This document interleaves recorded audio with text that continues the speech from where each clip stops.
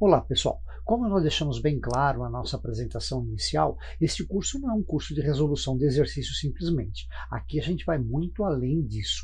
A gente pretende capacitá-los, a gente pretende fazê-los com que vocês consigam resolver exercícios de forma inteligente, exercícios que envolvam cálculos complexos, raciocínio lógico avançado, tá? Então é necessário que a gente tenha rapidez nos cálculos, percepção de relações, que você consiga montar esquemas com facilidade, e isso a gente faz através dos exercícios de cada área. E é o que a gente vai fazer aqui.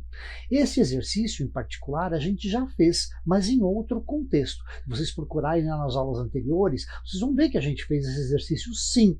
E eu escolhi exatamente esse exercício para começar, porque é um exercício que a sua resolução efetivamente é simples, mas apesar disso teve um altíssimo índice de erro. Segundo as estatísticas do próprio INEP, o Enem, né, nós tivemos apenas 17% de acertos nesse exercício. Por quê? Porque as pessoas que fizeram, os candidatos que fizeram esse exercício, não perceberam relações simples, não perceberam formas de fazer que chegariam a resultado de forma eficiente e rapidamente e sem erro. Então a gente vai tentar aqui explicar passo a passo e vamos começar aí por uma boa leitura. É aí que começa a resolução do exercício. Leitura e compreensão do exercício e identificação clara do comando da questão. O que é o comando? O comando é o que ela está pedindo para você fazer. Então vamos ler juntos. Exercício do Enem de 2020.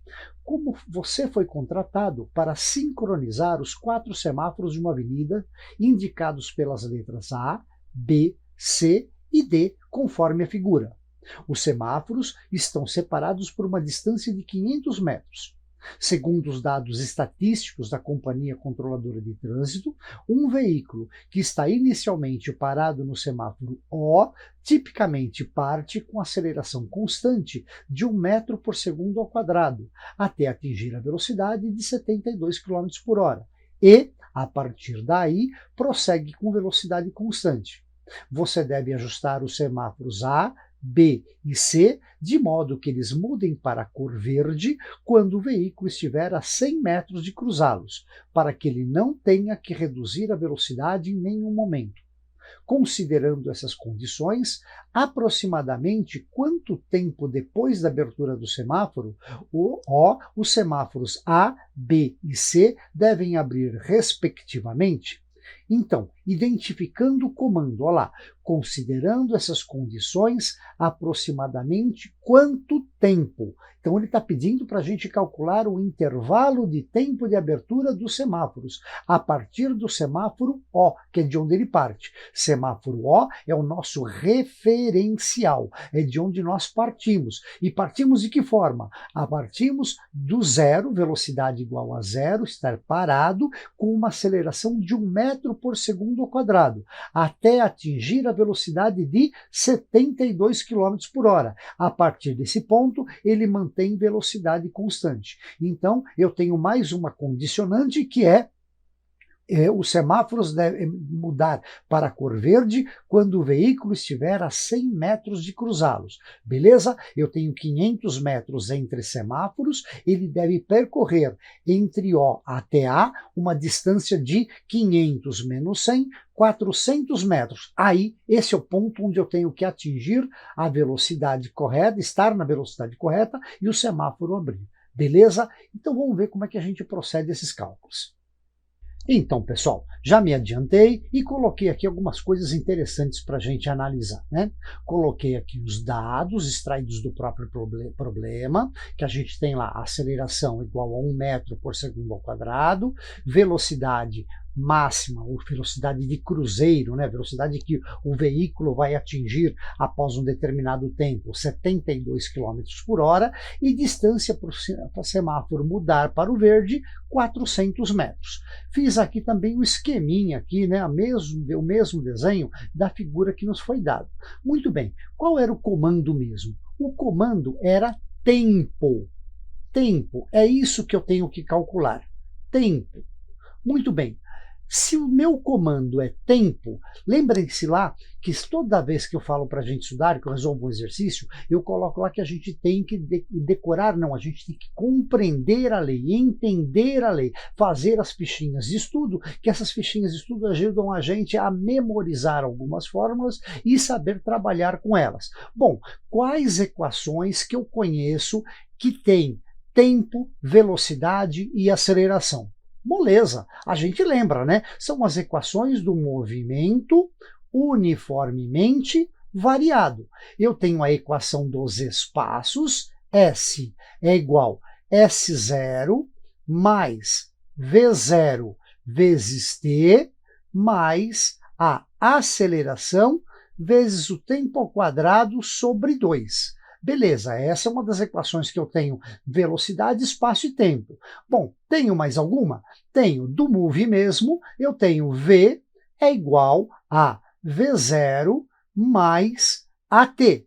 Ou seja, velocidade depende da minha velocidade inicial, da aceleração e do tempo. Bom, e tem mais alguma equação? Sim, tem. Como eu tenho que, a partir de um determinado momento, a minha velocidade será constante, eu tenho as equações do movimento uniforme. A equação do movimento uniforme que a gente pode usar aqui é velocidade é distância sobre tempo. Não sei se vou usar essa, mas essas duas com certeza eu vou usar. Bom, vamos analisar. Eu quero fazer com que o veículo atinja 72 km por hora, partindo de uma velocidade inicial igual a zero, tendo uma aceleração igual a 1 metro por segundo ao quadrado. Vamos lá. Ele vai manter a aceleração o tempo todo? Lógico que não. Primeira coisa que eu tenho que pensar aqui, e isso é fundamental quando a gente vai fazer qualquer exercício de física, de química, é observar se todas as unidades do problema, se todos os dados do nosso problema estão nas unidades corretas. Se é tudo quilômetro por hora, tem que estar tudo em quilômetro, tudo está em hora. Se é tudo em metros e segundos, tem que estar tudo em metros, tudo em segundos. Observem aqui, eu tenho as distâncias em metros, aceleração em metros por segundo, só a velocidade que ficou em quilômetros por hora. As próprias alternativas me dão os tempos em segundos. Então já está me induzindo a pegar esse valor aqui, dividir por 3,6, a regrinha que todo mundo já aprendeu, para a gente chegar a 20 metros por segundo. Pronto! Agora sim eu tenho como calcular qual é o tempo que o veículo, partindo de uma velocidade inicial igual a zero, vai demorar com uma aceleração de 1 metro por segundo ao quadrado para chegar a 20 metros por segundo.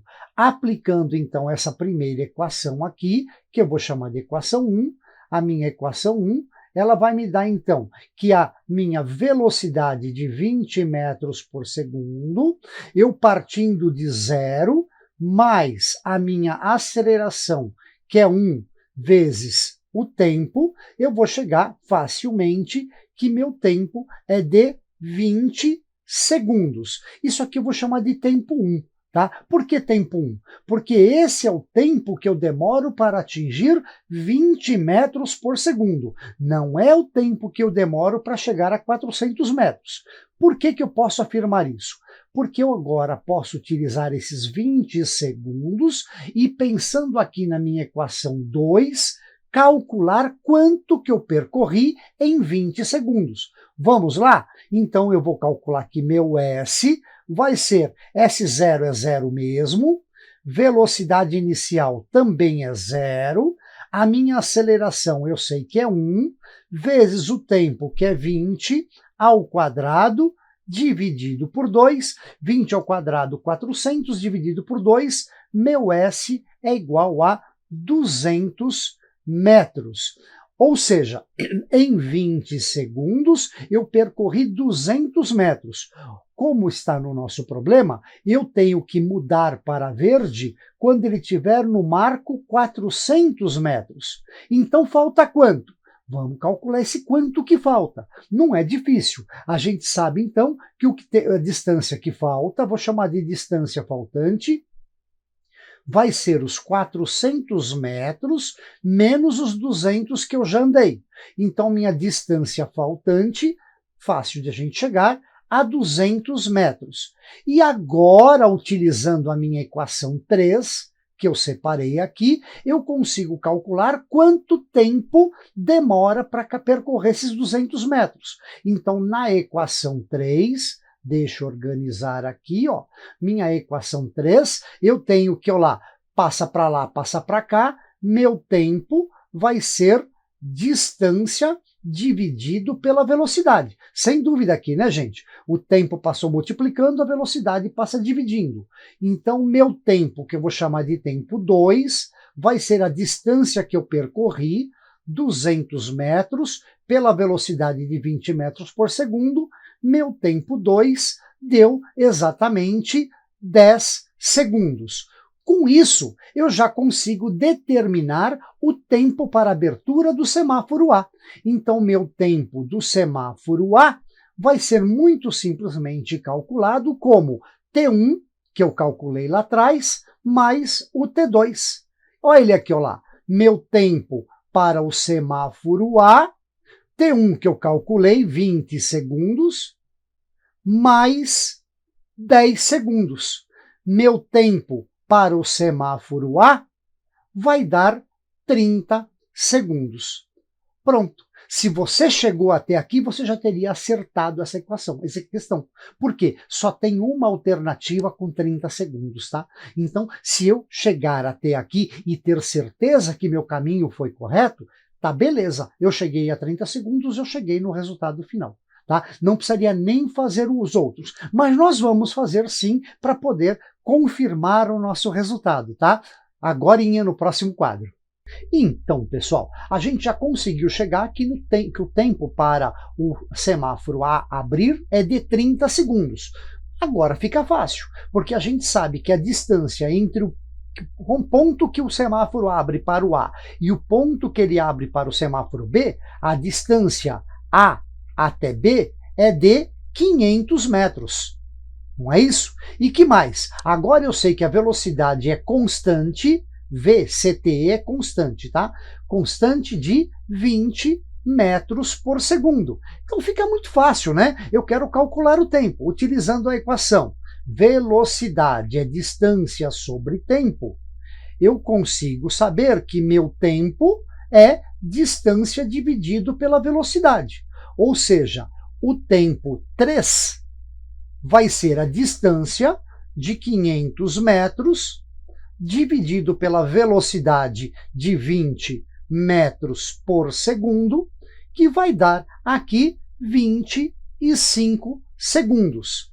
Calculando então o TB, TB vai ser o TA mais o T3 que a gente acabou de calcular.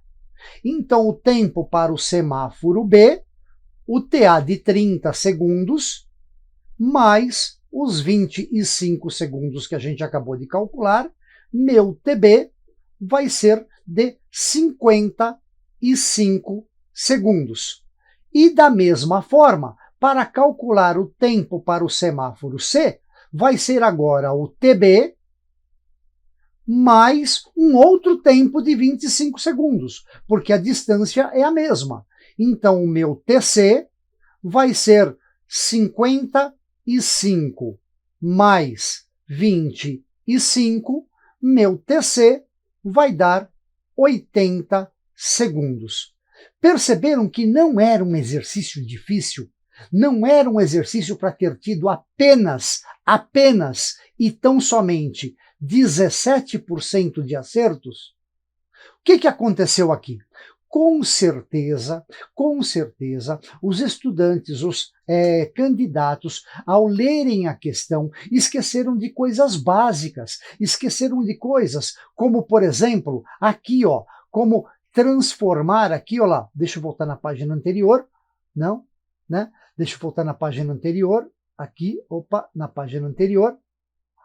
Esqueceram, por exemplo, de transformar a velocidade de 72 quilômetros por hora para metros por segundo. Isso aqui é fatal, gente. Isso aqui é fatal. Colocar as coisas nas unidades corretas é fundamental. E o Enem cobra isso.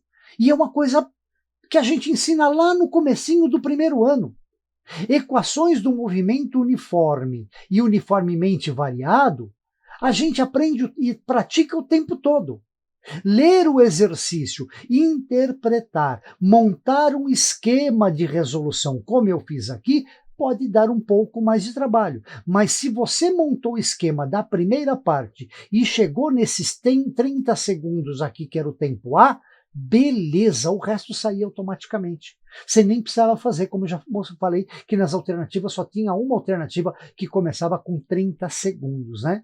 Beleza, gente? A gente vai fazer mais exercícios, não só de mecânica. Acompanhem, assistam todos, várias vezes, prestem atenção à sequência de resolução que a gente fez. Esse aqui nem teve cálculos difíceis, cálculos complexos, teve mais o que a gente chama de encadeamento de resultados.